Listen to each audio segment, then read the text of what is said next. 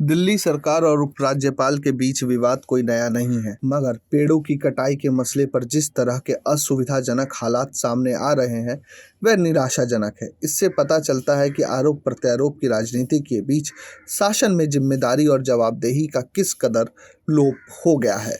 राष्ट्रीय राजधानी क्षेत्र के रिज इलाके में पेड़ों की कटाई को लेकर पिछले दिनों उपराज्यपाल वीके सक्सेना से हलफनामा दायर करने के लिए कहा गया था, मगर संबंधित क्षेत्रों में पेड़ों की कटाई कब कराई गई, इसकी तारीखों में विसंगतियां मिली है।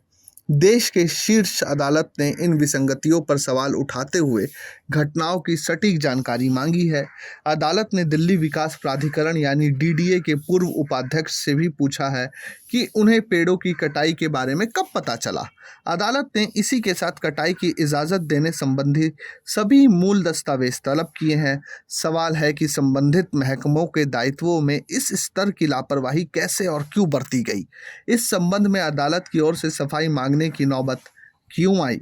जाहिर है यह समूचा मसला जवाबदेही और जिम्मेदारी का है, जिसकी फिक्र करना ज़रूरी नहीं समझा गया।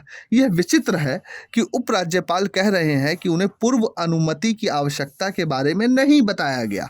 यह एक दलील हो सकती है कि कोई काम जनहित में है, मगर क्या इससे नियम कायदों की अहमियत कम हो जाती है। उपराज्यपाल के हलफनामे और इससे संबंधित विसंगतियों पर अदालत सवाल उठा रही है, तो इसकी गंभीरता का अनुमान लगाया जा सकता है। अब अगर यह स्वीकार किया जा रहा है कि चूक हुई है, तो इसकी जिम्मेदारी किसकी है।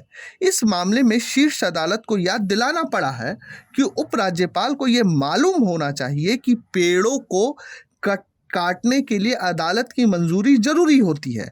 सवाल है कि इतने ऊंचे पदों पर बैठे लोगों को किस बारे में, काम के बारे में या काम कैसे हो उसकी नियमावली पता नहीं है, या क्या उस पद पर बैठा व्यक्ति उन नियमावली की अनदेखी कर रहा है या अनदेखी की जा सकती है।